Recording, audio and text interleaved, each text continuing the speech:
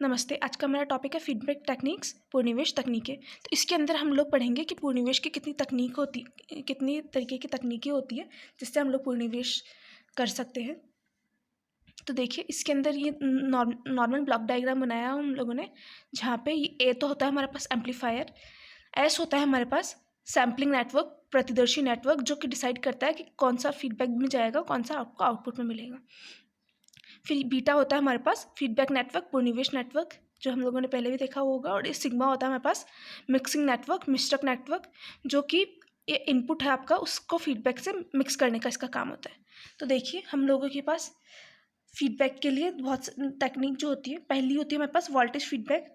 उसके अंदर क्या होगा, ये आउटपुट से आप लोगों को वोल्टेज है जो फीडबैक की फॉर्म में मिलेगा, जो वोल्टता है वो पूर्णनिवेश की फॉर्म में मिलेगी।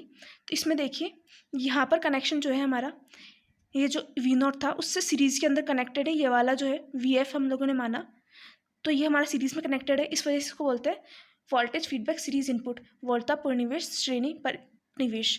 दूसरा है यहाँ पर हम लोगों ने, यहाँ पर देखिए ये जो है इससे पैरेलल में कनेक्टेड है, इधर की साइड तो वोल्टेज ही है, वोल्टेज का ये पैरेलल में कनेक्शन, इसलिए इसको बोलते हैं वोल्टेज फीडबैक शंट इनपुट, वोल्टता पूर्णनिवेश पार्श्वपथ निवेश।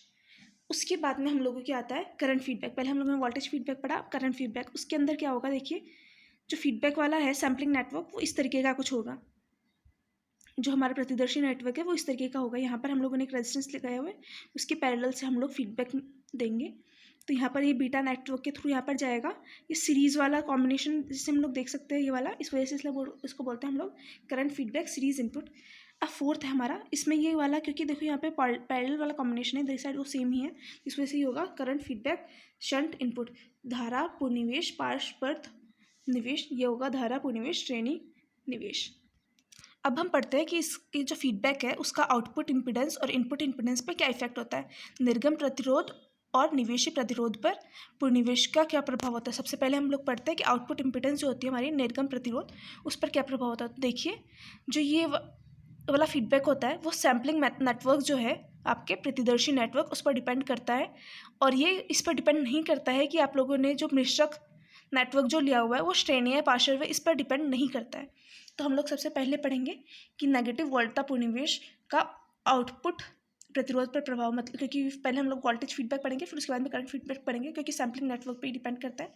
तो देखिए हम लोगों ने ये माना, हम लोगों ने कि ये सर्किट डायग्राम है, जहाँ पे ये यदि ये VI है तो यहाँ पे हम लोगों को आउटपुट कितना मिलेगा, AVI के इक्वल। तो हमारे पास R0 क्या हो जाएगा, V0 time upon I0 time. अब हम लोगों ने क्या किया, इसको शॉर्ट सर्किट कर दिया, तो ये हमारे पास ये बन जाएगा VI प्राइम क्या हो जाएगा, VF के इक्वल, जो कि होगा equal to minus beta V0 time के। यहाँ पर इससे हम लोगों के पास ये क्या आ जाएगा, यदि इनपुट आपके पास माइनस बीटा V0 प्राइम के इक्वल है तो आउटपुट हम लोग के पास क्या होगा, minus A beta V0 prime यहाँ पर। और ये हमारे पास R0 है, यहाँ पर करंट हम लोग, क्योंकि I0 प्राइम हम लोग करंट भेज रहे हैं, तो हमारे पास V0 प्राइम क्या हो जाएगा, I0 prime R0 minus A beta V0 prime के, राइट।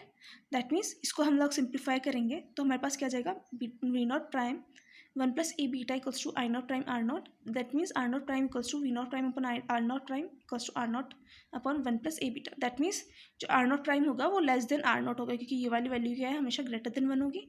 दैट मीन्स कि नेगेटिव वोल्टता पूर्णनिवेश के अंदर जो आउटपुट प्रतिरोध है उसकी जो वैल्यू है वो कम हो जाती है पूर्णनिवेश से पहले जो प्रतिरोध की वैल्यू थी उससे। अब जब हम लोग धारा पूर्णनिवेश की बात करते हैं तो धारा पूर्णनिवेश में देखिए, जैसे यहाँ पर देखा था हम लोगों ने RF कनेक्टेड होता है, इससे हम लोगों के पास हो जाता है। तो हमारे पास ये सर्किट क्या बन जाएगा, V0 prime equals to I0 prime plus A beta I0 prime R0, right. क्योंकि यहाँ से हम लोग के पास I0 प्राइम जा रहा था और यहाँ पर हमारे पास A बीटा I0 प्राइम था, तो हमारे पास हो जाएगा V0 prime custom I0 prime plus A beta I0 prime R0। इसको हम लोग सिंप्लाई करेंगे तो V0 prime upon I0 prime हमारे पास होता है R0 प्राइम के इक्वल, दैट वो इक्वल होगा हमारे पास R0 1 प्लस A बीटा के। दैट मीन्स R0 प्राइम जो होगा हमारा ग्रेटर देन R0 होगा। दैट मीन्स आउटपुट इम्पिडेंस जो है हमारे पास निर्गम प्रतिरोध वो ज़्यादा होगा पूर्णनिवेश के बाद में, जो पूर्णनिवेश से पहले था उससे ज़्यादा, धारा पूर्णनिवेशन के टाइम पे। अब हम लोग पढ़ते हैं कि इसका इनपुट इम्पीडेंस रेजिस्टेंस है हमारे पास, निवेश प्रतिरोध, उस पर क्या प्रभाव होता है। तो देखिए निवेश प्रतिरोध है, उसके लिए परिचय की विधि पर वो निर्भर नहीं करता है। दैट मीन्स जो सैम्पलिंग नेटवर्क है उस पर वो डिपेंड नहीं करता है, एस पर डिपेंड नहीं करेगा। मिश्रण विधि जो है उस पर निर्भर करता है। दैट मीन्स कि वो श्रेणी है या पार्श्व है उस पर डिपेंड करेगा। देखिए सबसे पहले हम लोग इसमें क्या करेंगे, एक बार श्रेणी निवेश लेंगे, एक बार पार्श्व निवेश लेंगे और उन दोनों के लिए देखेंगे कि वो फीडबैक पे कैसे डिपेंड कर रहा है। तो देखिए विदाउट फीडबैक जो होगा हम लोगों के पास पूर्णनिवेश रहित में वी नॉट प्राइम क्या होगा, हमारे पास वी आई प्राइम क्या होगा, वी आई के इक्वल होगा। That means V I prime upon I I prime equals to V I upon I I prime equals to R I होगा। पूर्णनिवेश सहित प्रवर्धक यदि हम लोग देखते हैं तो वो क्या होगा, वी आई प्राइम के इसके इक्वल होगा V I plus V F के, क्योंकि फीडबैक भी हम लोग को मिल रहा है।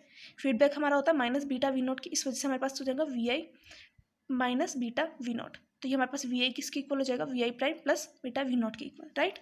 तो हम लोग V I R I prime क्या होता है हमारे पास, V I upon I I prime. तो वी आई की जगह हम वी वाली वैल्यू रख देंगे, तो V I prime plus beta V naught upon I I prime.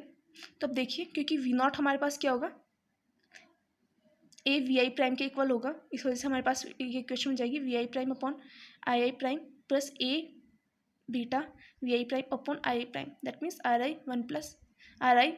One plus A beta के equal. That means R I prime जो होगा वो ज़्यादा होगा आर आई से। दैट मीन्स श्रेणी पर निवेश के अंदर इनपुट इम्पिडेंस जो होती है वो ज़्यादा होती है पूर्णनिवेश के बाद में, पूर्णनिवेश से पहले जो होती है उससे।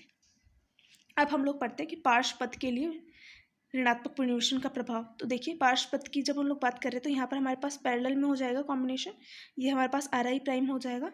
तो पूर्णनिवेश रहित के केस में क्या होता है, I I prime equals to I equals to V I prime upon R I, और पूर्णनिवेश सहित में क्या हो जाएगा, I I equals to I prime plus I F के इक्वल, राइट। तो यदि हमारे पास आर आई प्राइम हमारे पास V I prime upon I prime के है और R I V I prime upon I prime है और वी एफ हमारे पास ए बीटा वी आई प्राइम के इक्वल है, तो ये सारी वैल्यूज हम लोग इक्वेशन 2 के अंदर रखेंगे। तो हम लोग आई की वैल्यू हमारे पास क्या आ जाएगी, V I prime upon R I prime, I prime की वैल्यू हो जाएगी हमारे पास V I upon R I prime upon I right. और हमारे पास आई एफ जो है उससे हम लोग निकाल सकते हैं A beta V I prime upon R I, right. इससे हमारे पास आ जाएगी R I prime equals to R I upon one plus A beta. That means R I prime की जो वैल्यू वो कम होगी आर आई से। दैट मीन्स पार्श्व पद के साथ जब ऋणात्मक पूर्णनिवेश का प्रभाव हम लोग जो देखते हैं तो उस टाइम पे इनपुट इम्पिडेंस है उसकी वैल्यू कम होती है नॉर्मली जब पूर्णनिवेश के बिना इम्पिडेंस थी उससे। तो थैंक यू, यहाँ पे हमारा टॉपिक कंप्लीट होता है।